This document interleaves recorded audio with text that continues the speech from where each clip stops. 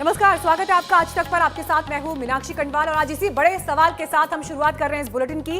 क्या हाथरस में इंसाफ की लड़ाई के बहाने दंगा भड़काने की साजिश थी और क्या हाथरस को जातीय दंगे की प्रयोगशाला बनाने का प्लान था? ये सवाल दरअसल इसीलिए क्योंकि हाथरस पर यूपी सरकार ने बड़ा दावा किया है। सरकार के मुताबिक हाथरस में पीड़िता को इंसाफ दिलाने की मुहिम के नाम पर कुछ लोगों ने बड़ी साजिश रची थी और इस दावे के पीछे जस्टिस फॉर हाथरस नाम की एक वेबसाइट है। आरोप यह है कि इस वेबसाइट का मकसद ही यूपी में जातीय दंगे कराकर योगी और मोदी को बदनाम करना था। एनटीसीए विरोध प्रदर्शन की तर्ज पर इस मुद्दे को फैलाने की साजिश थी। वेबसाइट के जो स्क्रीनशॉट सामने आए हैं जिसमें साफ ये लिखा है कि दंगा कैसे करना है, दंगे से कैसे बचना है, कहां भड़काना है, ये पूरी जानकारी दी गई है और ये स्क्रीनशॉट भी आपको इस वक्त हम दिखा रहे हैं। विरोध प्रदर्शन की आड़ में चेहरे पर मास्क लगाकर पुलिस और प्रशासनिक अधिकारियों को निशाना बनाने की साजिश भी रची गई थी।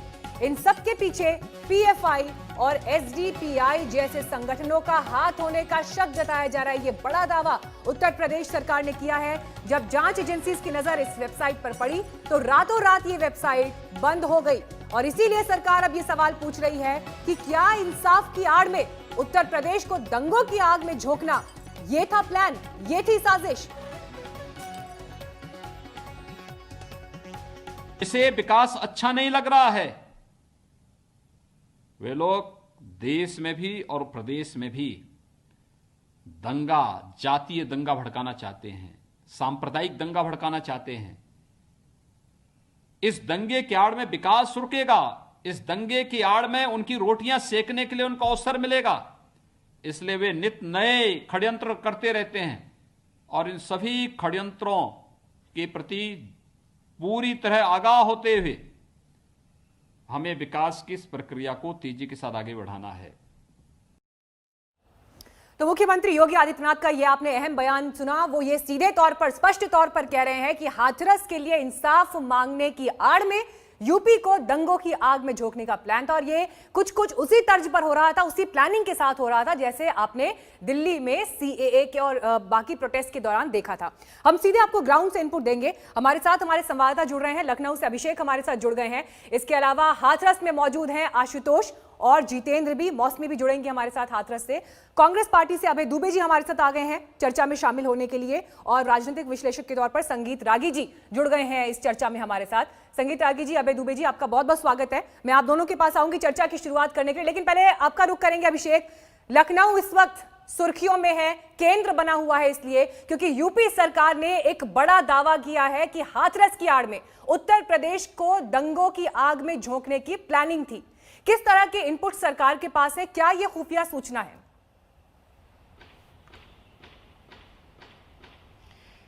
देखिए मीनाक्षी, कल से ही सरकार इस बात के संकेत देने लगी थी कि हाथरस के नाम पर बहुत कुछ बड़ा हो रहा है और पर्दे के पीछे हो रहा है और यही वजह है कि दिन में कई धाराओं में अज्ञात लोगों के खिलाफ मामले दर्ज किए गए, एफआईआर दर्ज किया गया और उसके बाद शाम होते होते मुख्यमंत्री योगी आदित्यनाथ का वो बयान आ गया कि बड़ा षड्यंत्र एक रचा जा रहा है हाथरस के बहाने और इससे प्रदेश के विकास को रोकने की कोशिश हो रही है। लेकिन देर रात जो जांच एजेंसियां हैं उन्होंने जांच शुरू की और जांच एजेंसियों के मुताबिक, सरकार के दावों के मुताबिक ये जो जांच शुरू हुई तो उसमें हाथरस फॉर जस्टिस नाम की एक वेबसाइट को इन लोगों ने पिन पॉइंट किया।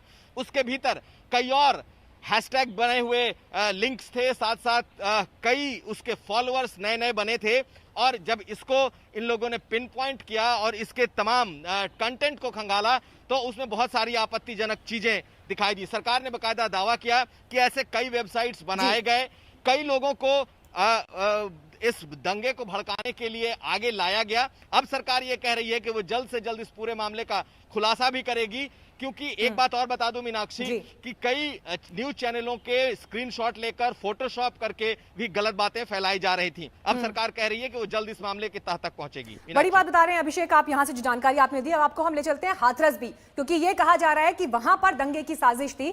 आशुतोष ये बताइए, जो सरकार ने ये नई जानकारी शेयर की है, सीधे सीधे मुख्यमंत्री ये कह रहे हैं कि हाथरस को दंगों की आग में झोंकने की प्लानिंग थी और इसके लिए स्टेप बाय स्टेप तैयारी की जा रही थी, बाकायदा एक वेबसाइट बनाई गई थी। आप तो वहां मौजूद हैं आशुतोष, क्या वहां की हवा में आप महसूस कर रहे हैं?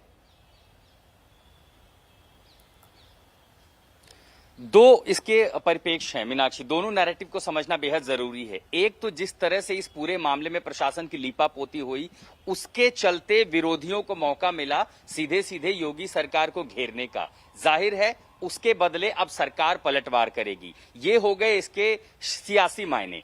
दूसरा जो जानकारी अभिषेक ने दी, और यह हमेशा होता है कि जब भी कोई मूवमेंट खड़ा होता है, खासकर निर्भया से लेकर के और खास में सीए से, या कोई भी मूवमेंट खड़ा हो, तो असामाजिक तत्व उसका फायदा उठाते हैं। सबसे बड़ा उदाहरण है कि आज तक का ही स्क्रीनशॉट उठा करके उस पर फर्जी ग्राफिक्स के जरिए मुख्यमंत्री का बयान पेस्ट कर दिया गया था, जिस पर हमने फैक्ट चेक किया कि ऐसा बयान तो उन्होंने कभी दिया नहीं था। उस बयान के मायने ये थे कि दरअसल जिससे सीधे सीधे जातीय हिंसा को बढ़ावा मिलता है, इसीलिए ऐसी जो संभावनाएं हैं उससे इनकार नहीं किया जा सकता। तीसरा परिप्रेक्ष्य ये कि यहां पर जब सियासी लोग आ रहे थे पीड़िता के परिवार के प्रति संवेदना दिखाने के लिए, उनका साथ देने के लिए, उस समय क्या हो रहा था? उस समय पार्टियों के समर्थक बैरिकेड के पास, चूंकि अंदर 100 धारा 44 लगी है, आप बियॉन्ड अ पॉइंट नहीं जा सकते, वहां पर खड़े होते थे, नारे लगाते थे, और उसी के चलते लाठी चार्ज भी करना पड़ा। उसी में जानकारी हमारे पास जो ये भी है कि चंद्रशेखर जो भीम आर्मी के प्रमुख हैं, उन पर सीधे सीधे सरकार ने मुकदमा तक दर्ज कर दिया गया है। तो इन सारी संभावनाओं से इनकार नहीं किया जा सकता, इसीलिए सरकार विपक्षियों पर तो हावी है ही, अब एक बड़ा आरोप लेकर सामने आई है। बड़ा आरोप, बिल्कुल। और आइए सीधे अब चल लेते हैं अभय दुबे जी के पास। अभय दुबे जी, सरकार की तरफ से जो बयान सामने आया, मुख्यमंत्री योगी आदित्यनाथ ने कोई इधर उधर की बात नहीं की। उन्होंने क्लियर कट ये कहा है कि विकास को अवरुद्ध करने के लिए, उत्तर प्रदेश को अशांत करने के लिए ये विपक्ष की साजिश है, और हमारे पास ये खुफिया सूचना है, सबूत है कि किस तरह से पूरी प्लानिंग थी उत्तर प्रदेश में दंगे फैलाने की। और यही वजह है कि हाथरस पर विपक्षी दल भी फोकस कर रहे हैं। इंसाफ महज एक बहाना है उनके लिए। मनीषा जी, मेरे पास कोई खुफिया सूचना नहीं, मगर प्रामाणिक सूचना है। 14 सितंबर को जो बलात्कार की घटना हाथरस की पीड़िता के साथ घटी है, उसको दबाने के लिए 20 तारीख को पहली बार उस बच्ची का स्टेटमेंट लिया, 22 तारीख को वेजाइनल स्वाइप लिया, ये बात कर रहे हैं कि बलात्कार नहीं है। यही तर्क आसाराम बापू के समर्थक भी दे रहे हैं इसी रिपोर्ट लेकर के।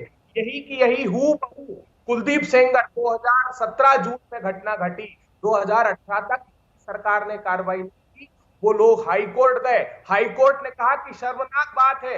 आज भी सरकार एफिडेविट दे रही कि गिरफ्तारी लॉ मेकर की नहीं की जानी चाहिए, इससे ज्यादा दर्दनाक कुछ नहीं हो सकता। उस समय भी पुलिस अभिरक्षा में पीड़िता के पिता की पीट कर हत्या कर दी, सरेआम सरे राह उनकी मौसी और चाची की ट्रक में चलकर हत्या कर दी गई। तो आदित्यनाथ जी कितना सर देंगे, मुझे बताइए, क्या ये अपराध नहीं? प्रशासनिक अधिकारी सार्वजनिक रूप से धमका रहे हैं उस परिवार को, प्रत्यक्ष और अप्रत्यक्ष।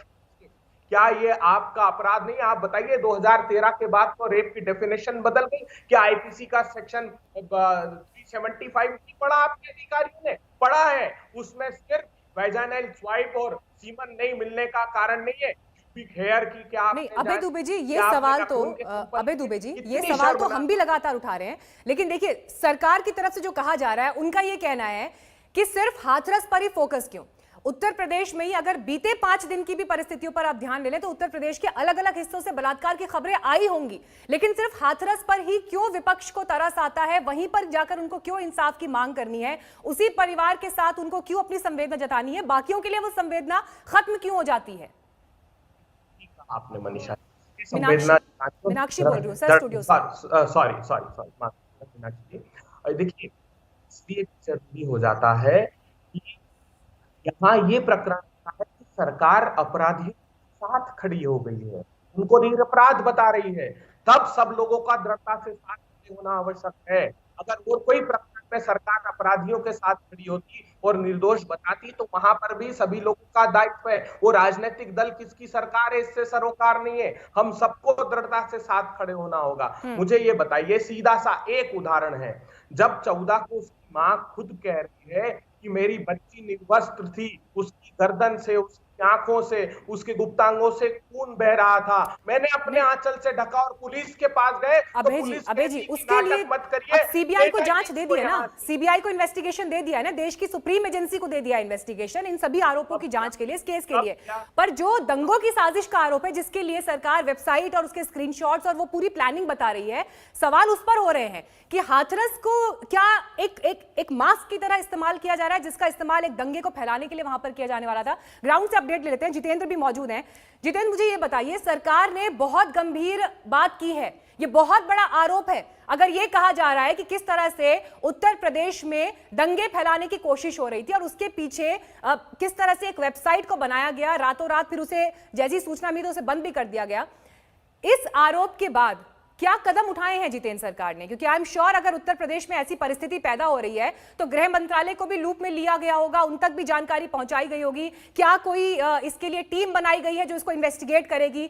कब इसको लेकर जानकारी सामने आएगी?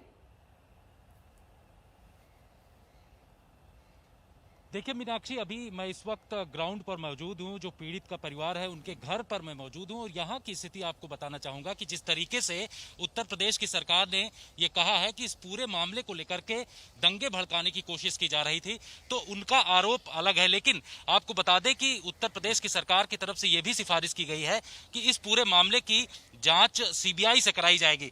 तो सीबीआई से जांच कराने का मकसद ये रहा होगा कि आखिर अगर इस तरीके की जो साजिश रची जा रही थी उसके पीछे कौन से लोग शामिल हैं और किस तरीके के आगे वो लोग कदम उठाने वाले थे, तो सीबीआई इस पूरे मामले की जांच करेगी। लेकिन आपको बता दें कि यहाँ की जो ग्राउंड सिचुएशन है, परिवार वाले अभी भी इस बात को लेकर के परेशान है कि उनकी सुरक्षा को लेकर के सरकार की तरफ से बड़े कदम उठाए जाने चाहिए। हालांकि यहाँ की स्थिति अगर देखें, जो ग्राउंड की करंट सिचुएशन है, उससे ये साफ जाहिर हो रहा है कि यहाँ पर पुलिस ने यहाँ जो पीएसी है, इसके अलावा दूसरे पुलिस बल को यहाँ पर तैनात किया है। लेकिन परिवार वाले ये कह रहे हैं कि उनको सुरक्षित तभी ये लोग महसूस करेंगे अगर जब तक मीडिया यहाँ पर है, पुलिस यहाँ पर मौजूद है, उसी दौरान ये लोग अपने आप को सुरक्षित यहाँ पर महसूस कर पा रहे हैं। आगे की सुरक्षा का आश्वासन सरकार की तरफ से इनको दिया जाना चाहिए, इस बात की मांग इस परिवार की तरफ से किया जा रहा है। और ये लोग यही कह रहे हैं कि अगर इनको यहाँ पर सुरक्षित रखा जाएगा तब इनके जो बेटी है उसको बड़े स्तर पर न्याय मिलेगा। और बिल्कुल जितेंद्र, परिवार की परिस्थिति को समझा जा सकता है, क्योंकि एक तरफ तो उन्होंने अपनी बच्ची को खोया है, बच्ची के साथ जो कुछ हुआ और उसके बाद जिस तरह से समीकरण बदलते जा रहे हैं वहां पर,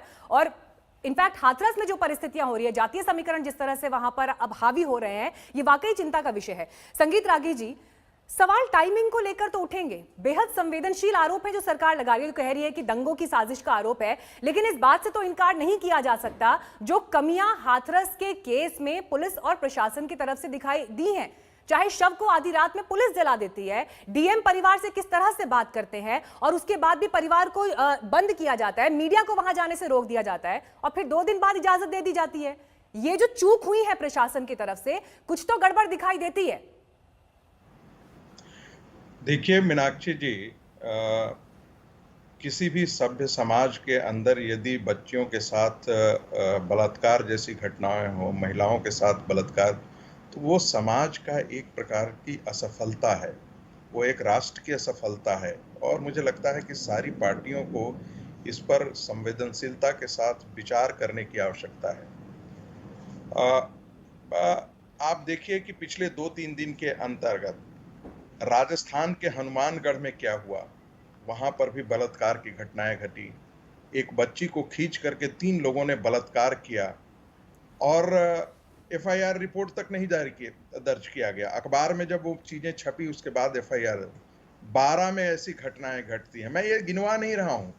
बिहार में 25 जुलाई को एक दलित महिला के साथ एक दलित युवती के साथ बलात्कार किया गया।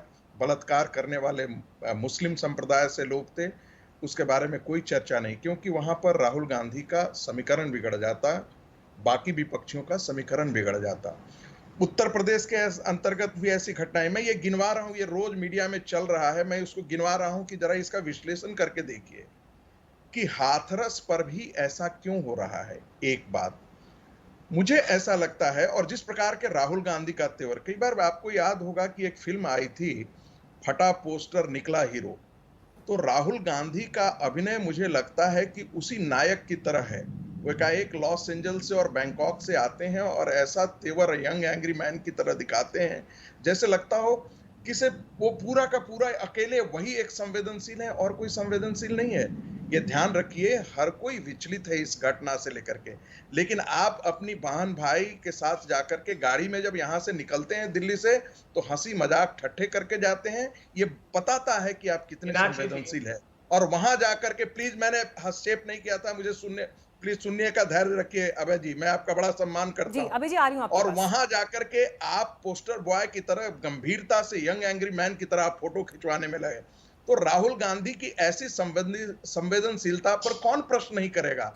जो व्यक्ति शहीदों के शहादत पर जाकर के उनको स्मरण श्रद्धांजलि करने जाता हो और ये देख करके कोई फोटो खींच रहा है या नहीं वो मुस्कुराता हो, ऐसी संवेदनशीलता पर कौन प्रश्न नहीं करेगा। संगीत रागी जी, मैंने आपसे सवाल, संगीत रागी जी, सवाल मैंने आपसे यही पूछा ना, राहुल गांधी क्या गलत कर रहे हैं, क्या सही कर रहे हैं, वो एक अलग बात है, वो एक अलग बात है ना। लेकिन सरकार को, वहां पर गए थे, संगीत रागी जी, आप राहुल गांधी का जिक्र कर रहे हैं, वो तो विपक्ष में बैठे हैं ना, वो विपक्ष में बैठे हैं। जनता ने बहुमत से मुख्यमंत्री योगी आदित्यनाथ को चुना है ना, इसीलिए सवाल सरकार से हो रहे हैं।